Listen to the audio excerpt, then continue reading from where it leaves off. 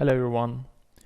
So now we have to discuss topic number 4, that is about the electricity and magnetism. So in the first half of this topic we'll discuss about the magnetism and then we'll move on to the electricity. So let's start off with section 4.1, that is about the simple magnetism and magnetic fields. Simple magnetism and magnetic fields.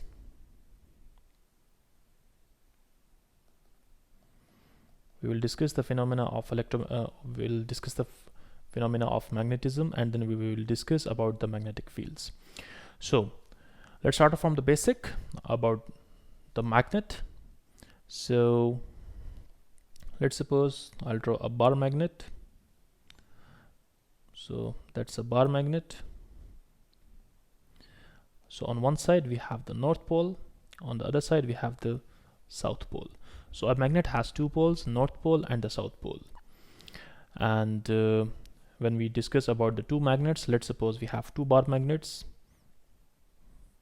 This is one bar magnet and is another one. That's the North Pole, that's the South Pole, that's the North Pole, and that's the South Pole. So if the North and South Pole are facing each other, they will be attracted towards each other. So the opposite poles, south north, north south, they will attract each other. And if we have the same poles facing each other, we will see a repulsion.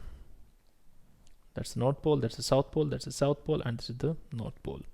Now you see in this figure we have the same poles, like poles, in front of each other.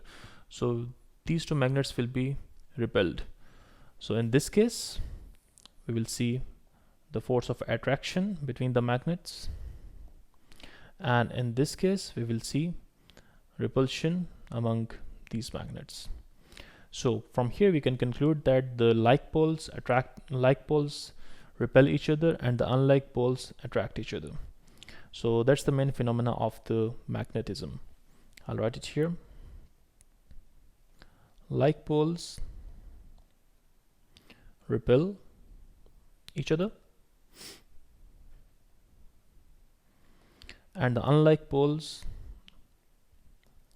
attract each other.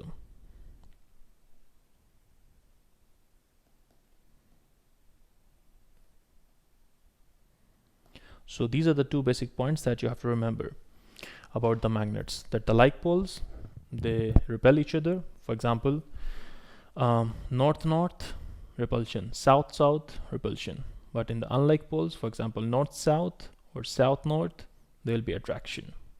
So that's the basic phenomena of magnetism.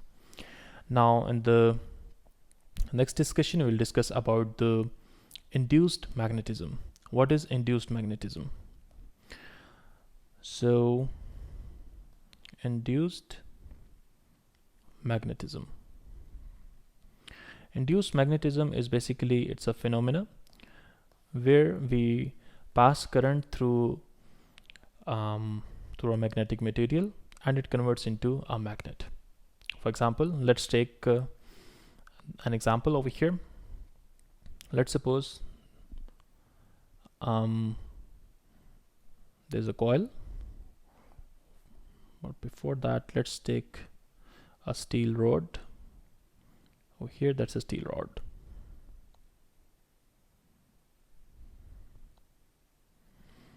Okay, we wrap a coil around that steel rod like this.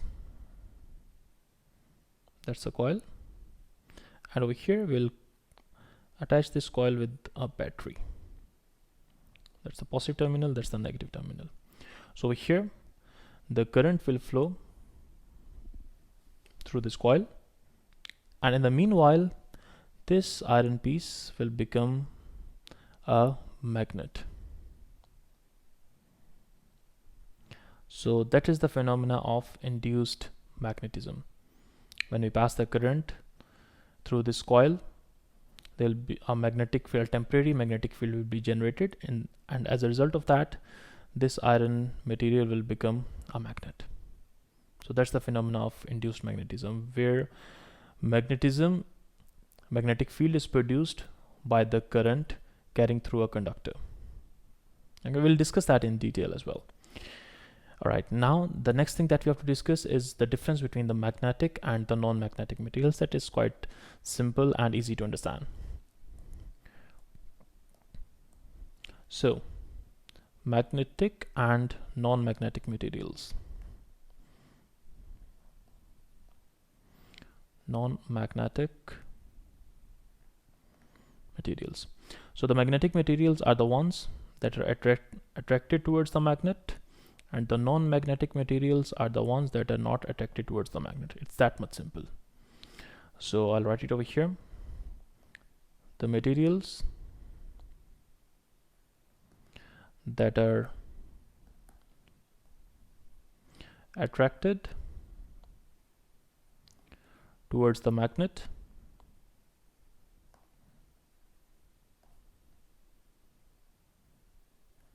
these are the magnetic materials, and the non-magnetic materials are the ones, the materials that are not attracted towards the magnet.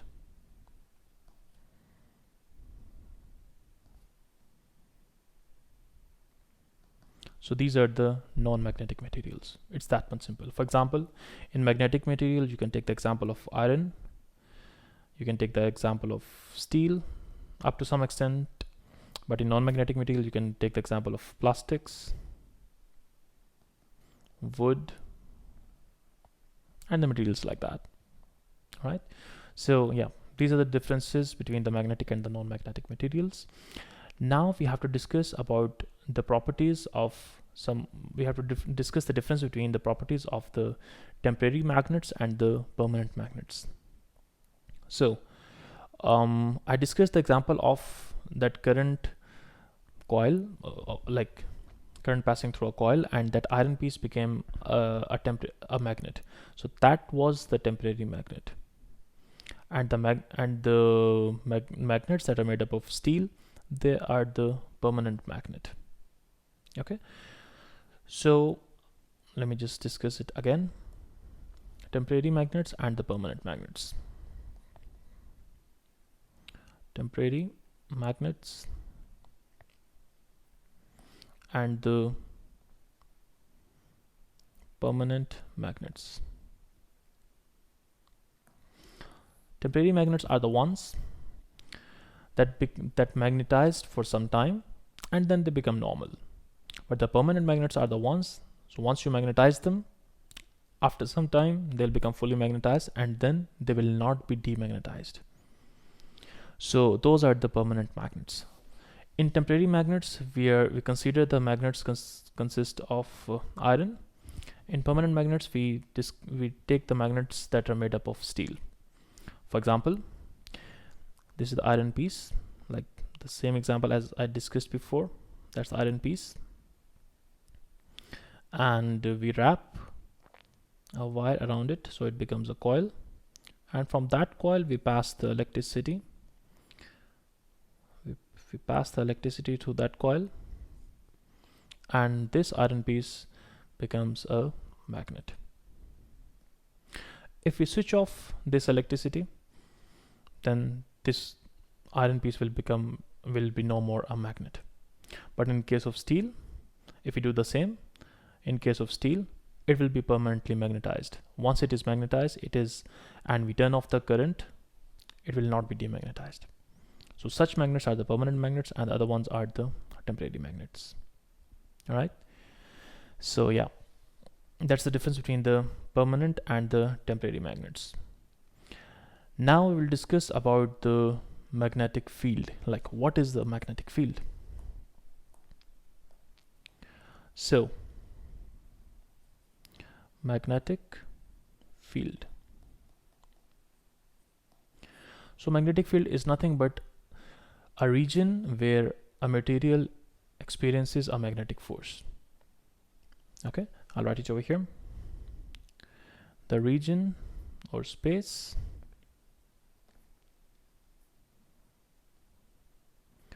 where a magnetic material, not a simple material, but a magnetic material, not non-magnetic, where a magnetic material experiences magnetic force.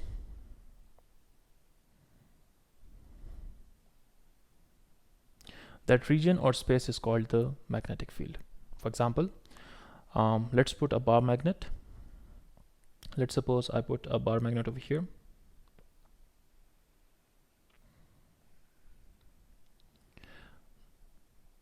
That's the North Pole. This one is the South Pole. Now the magnetic field lines will start from the North Pole and they will end at the South Pole. Magnetic field lines are basically there to represent the magnetic field, to represent that region. So they will start from the North Pole and they will move towards the South Pole, like that. All right, there you go, like that.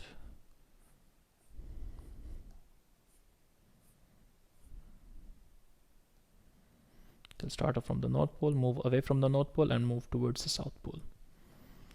So this region, here you go, that one, this whole region is the magnetic field. This is the magnetic field, magnetic field, magnetic field, magnetic field. Okay, and we have represented the magnetic field by these lines. So the region where these lines are close to each other, for example, this region, in this region we will experience, any magnetic material will experience strong magnetic force. But like in the region over here, the magnetic materials will experience less magnetic force. Again, in this region, the magnetic materials will experience strong magnetic force. So that's how it works. So that's how we explain the magnetic field, and that's how we represent the magnetic field with the magnetic field lines. They start off from the North Pole. That's why the arrows are away from the North Pole.